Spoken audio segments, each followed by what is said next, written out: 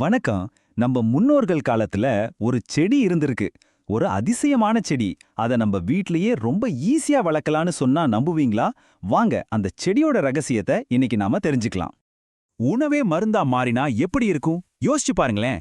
இந்த கேள்விதான் நம்ம எல்லாரையும் நம்ம வீட்டு கிச்சனுக்குள்ள ஒளிஞ்சிருக்கிற பழைய காலத்து ரகசியங்களை தேட வைக்குது. சரி, இன்னைக்கு நாம அப்படிப்பட்ட ஒரு செம்ம பவர்ஃபுல்லான மூலிகையை பத்தி தான் பார்க்க போறோம். இதுதான் அந்த செடி, பெரண்டை. இதுக்கு ஆடமண்ட் கிரீப்பர், வெல் கிரேப்புன்னு பல பேர் இருக்கு. ஆனா வஜ்ரவள்ளின்னு ஒரு பேர் இருக்கு பாருங்க, அதான் இதுக்கு சரியான பேரு. வஜ்ரம்னா என்ன? வைரம், அதாவது வைரத்தோட வலிமை கொண்ட கொடின்னு அர்த்தம். சும்மாவா சொன்னாங்க? சித்தா, ஆயுர்வேதம்னு ரெண்டுலயுமே இதுக்கு ஒரு ஸ்பெஷல் இடம் இருக்கு. சரி, ஃப்ரெண்டோட முதல் ரொம்ப முக்கியமான ஒரு பலன் என்ன தெரியுமா? நம்ம உடம்போட ஆதாரமே எலும்பு தான் இல்லையா? அந்த எலும்புகளை இது எப்படி பலப்படுத்துதுன்னு இப்ப பார்க்கலாம் வாங்க. ஆமாங்க, நீங்க கேட்டது கரெக்ட் தான். நம்ம முன்னோர்கள் சும்மா சொல்லல. பார்க்கறதுக்கு சாதாரணமா இருக்கிற இந்த கொடிக்கு நம்ம எலும்புகளை இரும்பு மாதிரி உறுதியாக்குற சக்தி இருக்குன்னு ரொம்ப ஆழமா நம்புனாங்க. அதனாலதான் இதுக்கு வஜ்ரவள்ளி, அதாவது வைரக்கொடின்னு பேர் வச்சாங்க. ஆனா அதோட நிக்கல. பிரெயினோட பவர் வெறும் எலும்புகளை பலப்படுத்துறது மட்டும் இல்ல. யோசிச்சு பாருங்க, சிலுக்கு பிடிச்சா ரொம்ப நாளா முதுகு வலி, கழுத்து வலின்னு அவஸ்தைப்பட்டா இதுக்கெல்லாம் கூட இது ஒரு சூப்பரான தீர்வா பயன்படுத்தியிருக்காங்க. அது மட்டுமா, எலும்பு வளர்ச்சிக்கு கூட இது உதவுமாம். ஓகே, அடுத்த சூப்பர் பவருக்கு போலாமா? ஃப்ரெண்டோட அடுத்த பெரிய சக்தி என்னன்னா செரிமானம். ஆமா, நம்ம எலும்புகளை எப்படி இது பலப்படுத்துதோ அதே மாதிரி நம்ம வயித்தையும் இது ரொம்ப நல்லா பாத்துக்கும். நம்மள நிறைய பேருக்கு இந்த பிரச்சனை இருக்கும் இல்லையா? சரியா ஜீரணம் ஆகாம இருக்கிறது, மலச்சிக்கல், அப்புறம் இந்த கேஸ் ட்ரபிள். அப்பாப்பா, இது எல்லாத்துக்குமே பிரண்டை ஒரு அருமையான நேச்சுரல் ரெமெடி.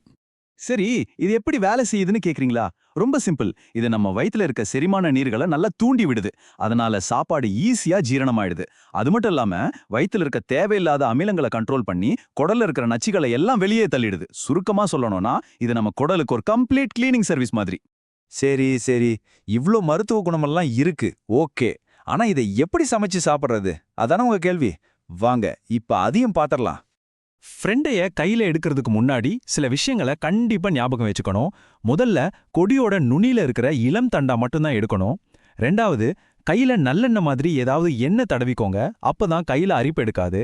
மூணாவது, அதோட வெளிப்பக்கத்துல இருக்கிற நாரையும் அந்த கணுக்கணுவா இருக்குமே அந்த கடினமான பகுதியும் கண்டிப்பா நீக்கிடணும். இப்போ இந்த மருத்துவ செடிய ஒரு சூப்பரான துவையலா மாத்த போறோம். ரொம்ப ரொம்ப ஈஸி. முதல்ல எண்ணெயில கொஞ்சம் பருப்பு, காஞ்ச மிளகா போட்டு வறுத்துக்கோங்க. அப்புறம் நம்ம சுத்தம் செஞ்சு வச்சிருக்கிற பிரண்டைய, வெங்காயம், பூண்டு, இஞ்சி, புளி கூட சேர்த்து நல்ல மென்மையாகிற வரைக்கும் வதக்கணும். கடைசியா தேங்காய், உப்பு சேர்த்து ஆற வச்சு மிக்சியில கொஞ்சம் தண்ணி விட்டு அரைச்சா வாவ், சூப்பரான மணக்க மணக்க பிரண்டை துவையல் ரெடி. ஓகே ஃப்ரெண்டு, இவோட எல்லா நல்ல விஷயங்களையும் பார்த்துட்டோம். ஆனா இது சமைக்க ஆரம்பிக்கிறதுக்கு முன்னாடி ஒரு ரொம்ப ரொம்ப முக்கியமான பாதுகாப்பு விஷயத்த நீங்க தெரிஞ்சே ஆகணும்.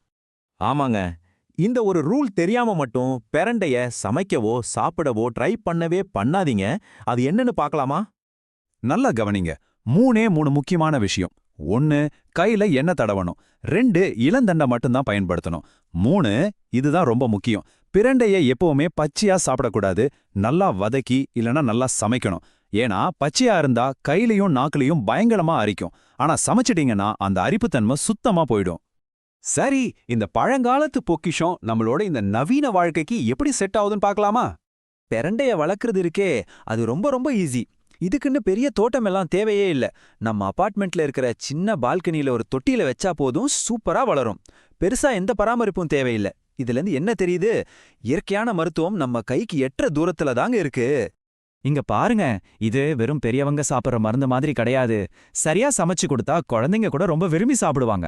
கிட்ஸ் பேக் ஹவுஸ்ல இருந்து திவா என்ன சொல்றாங்கன்னா, அவங்களோட 11 வயசு 4 வயசு குழந்தைங்க 2 பேருமே இதை விரும்பி சாப்பிட்றாங்களாம். பாத்தீங்களா, இந்த மாதிரி ஒரு ஆரோக்கியமான உணவை நம்ம குடும்ப வழக்கத்துல கொண்டு வரது எவ்வளோ ஈஸின்னு. ஃப்ரெண்டைய பத்தி தெரிஞ்சுக்கிட்டோம். ஆனா இதை போல இன்னும் எத்தனை மருத்துவ ரகசியங்கள் நம்ம வீட்டு கிச்சன்லயும் தோட்டத்திலையும் நமக்காக காத்துட்டு இருக்கோம். கொஞ்சம் யோசிச்சு பாருங்க. மீண்டும் சந்திப்போம். ஊக்கம் தரும் பொன்மொழிகள் மற்றும் உண்மை தகவல்களை அறிய புலி மோட்டிவேஷன் அண்ட் ஃபேக்ட்ஸ் சேனலை சப்ஸ்கிரைப் செய்யுங்கள்.